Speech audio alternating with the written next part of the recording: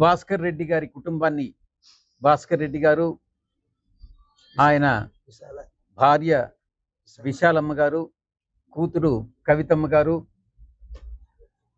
Soul survivor ఈ యొక్క ఎపిసోడ్లో జిఎస్ఎల్ మెడికల్ ఇన్స్టిట్యూషన్స్ మరియు కిమ్యూ ఇంటర్నేషనల్ యూనివర్సిటీ భాగస్వామ్యంతో ఇండియన్ అలైన్డ్ ఎంబీబీఎస్ కోర్స్ అడ్మిషన్లు అందిస్తోంది నియో.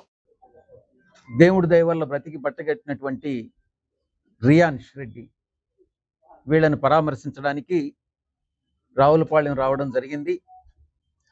భాస్కర్ రెడ్డి గారు అన్ని వివరాలని వివరించడం జరిగింది. ఈ యొక్క సాదిక్ అనేటటువంటి వ్యక్తి ఒక సాధారణమైనటువంటి నేరస్తుడు కాదు. ఇతను కరుడు గట్టినటువంటి నేరస్తుడు. నాకున్న సమాచారం ప్రకారం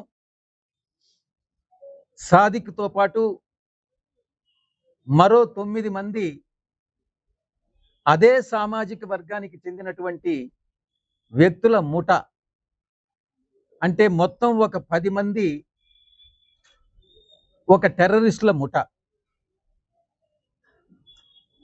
దురదృష్టవశాత్తు ఈ 10 మంది కూడా ముస్లిం మతానికి చెందినటువంటి వాళ్ళుగా సమాచారం వస్తూ ఉంది.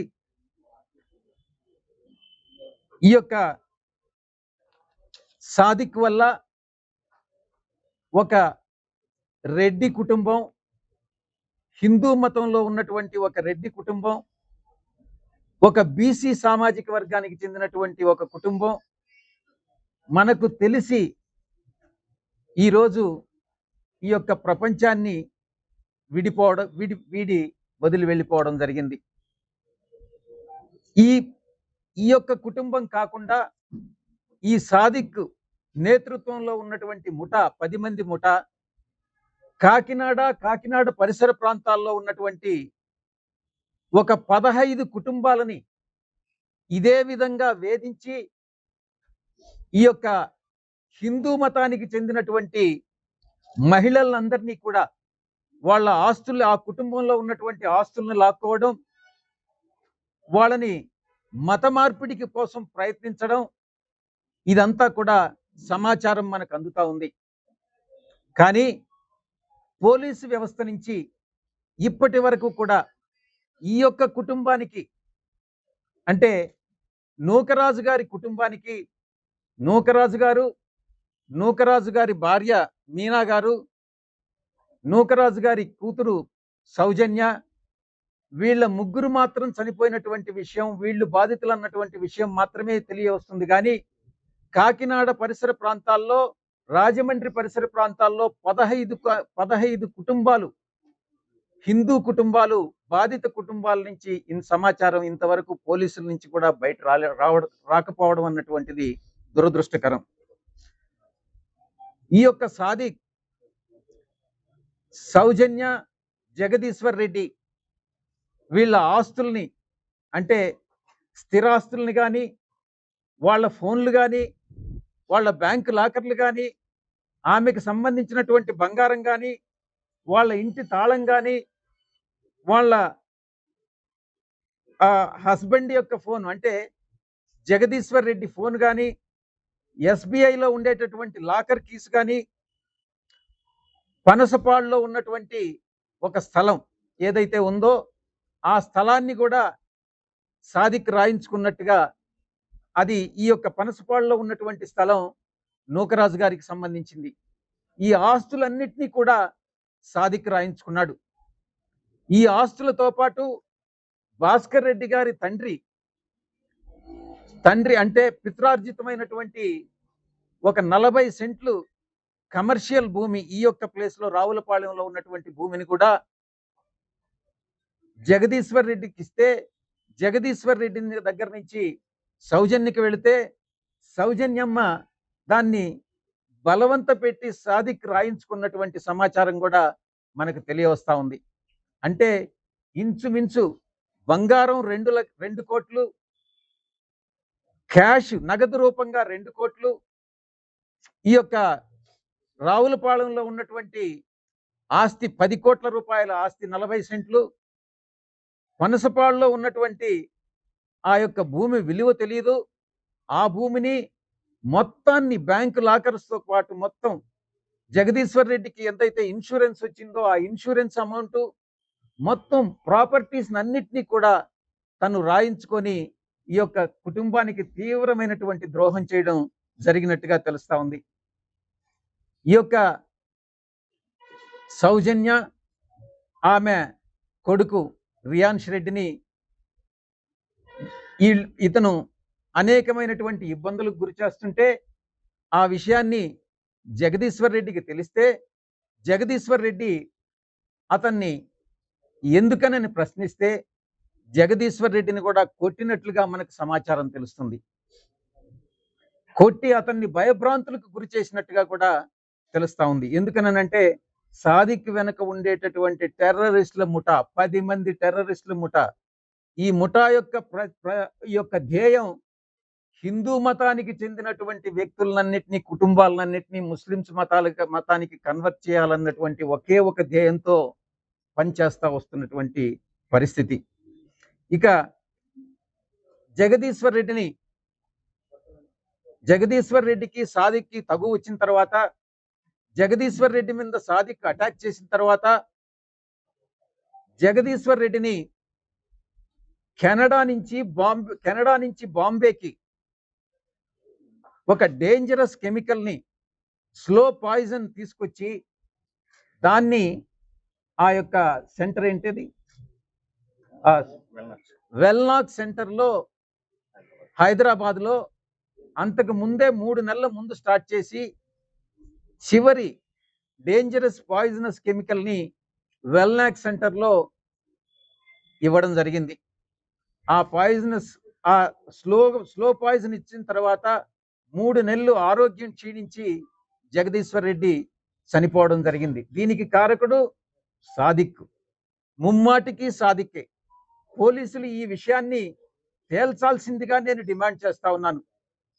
ఇక మతం మారాలి అని సౌజన్యం మీద అతను చేసినటువంటి ఒత్తిడి, ముస్లిం సాంప్రదాయాలను పాటించాలని అతను చేసినటువంటి ఒత్తిడి. ఇక మరొక కోణం కూడా చూడాలి.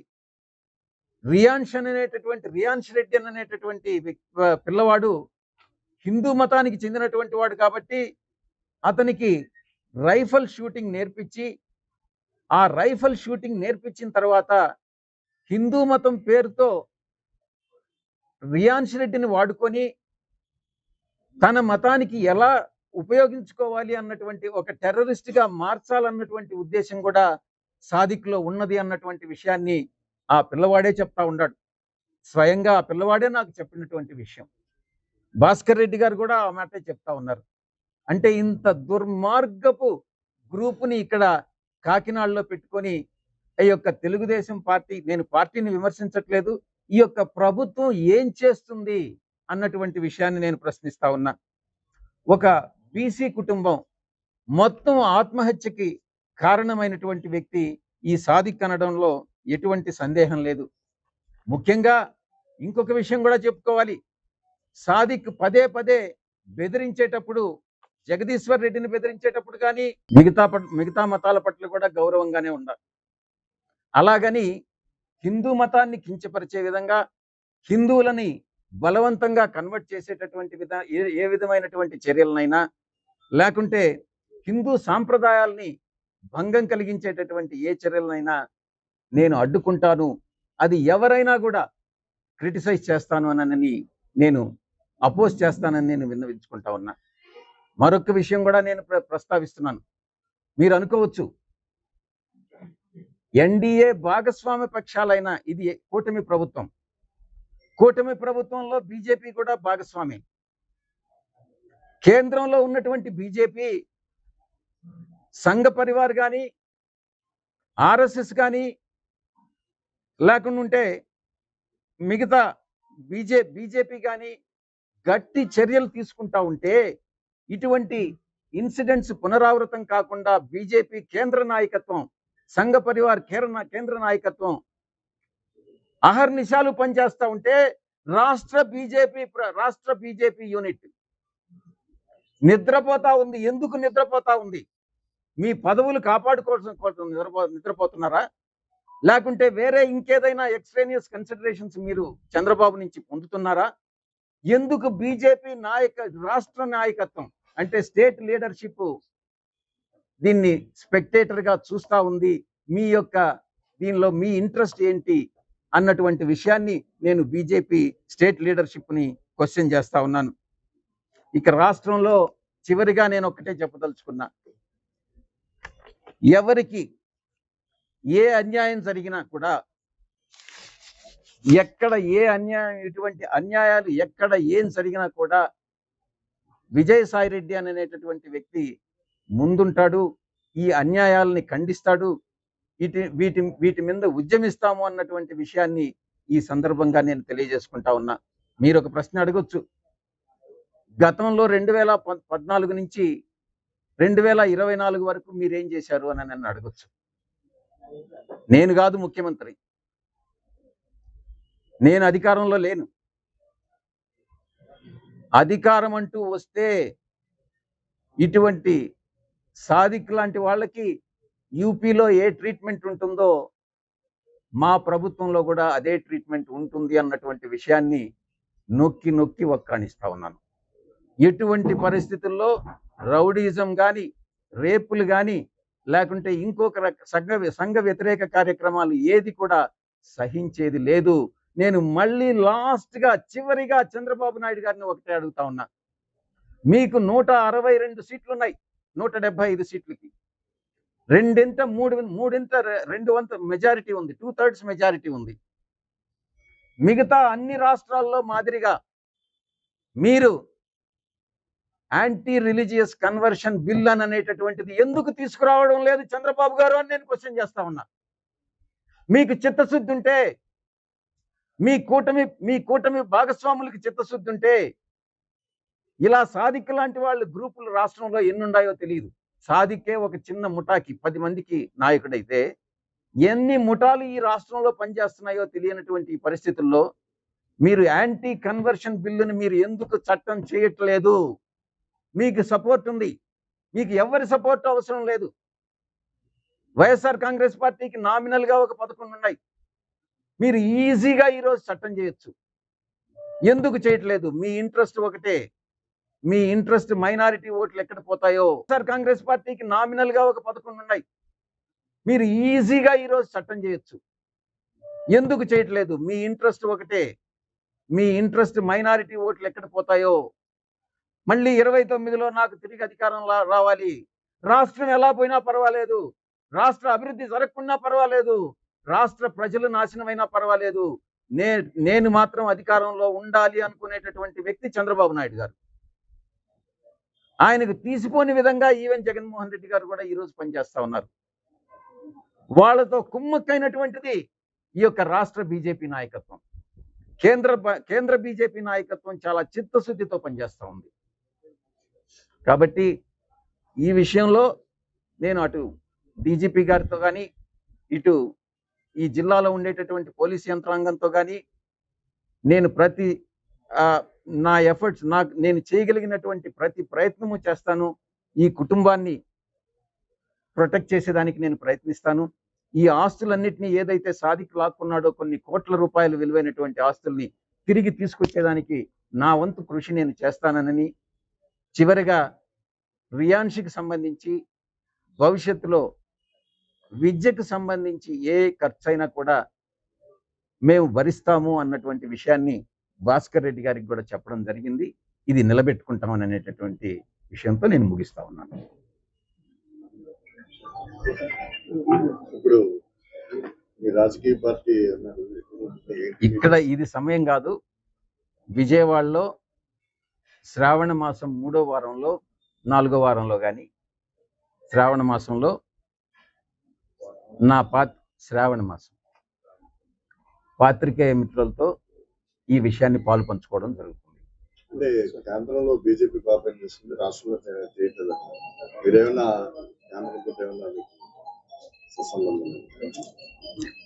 నాకు ఆ అవసరం లేదు. నాకు రాష్ట్ర ప్రయోజనాలే ముఖ్యం.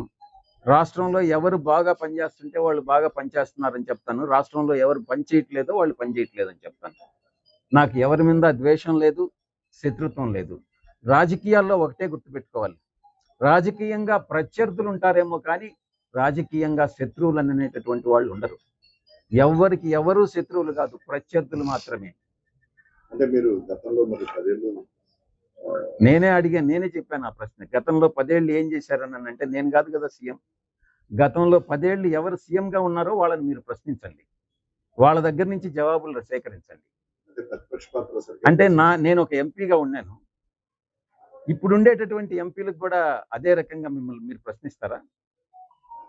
ఎంపీలకు ఎంతవరకు పవర్ ఉంటుంది? ఎంపీ ఏం చేయగలడు రాష్ట్రంలో? బయట ప్రపంచానికి తెలిసేది వేరే, లోపల రీజనల్ పార్టీస్లో జరిగేటటువంటిది వేరే. అవన్నీ బయట చెప్పుకోలేము. చెప్పుకోలేక కుమిలి కుమిలి ఏడవాల్సి వస్తుంది. అది పరిస్థితి. అంటే ఇప్పుడు ప్రతిపక్ష పాత్ర కూడా జగన్ పోషించలేకపోతున్నారు. ప్రభుత్వాన్ని నడిపించలేనటువంటి అసమర్థ ముఖ్యమంత్రి చంద్రబాబు నాయుడు గారు, ప్రతిపక్ష పాత్ర పోషించలేని అసమర్థ ప్రతిపక్ష నాయకుడు జగన్మోహన్ రెడ్డి గారు.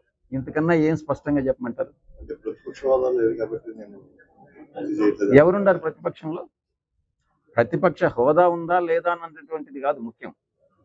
11 మంది అయినా, 5 మంది అయినా, ఒక్కరైనా ప్రతిపక్షమే.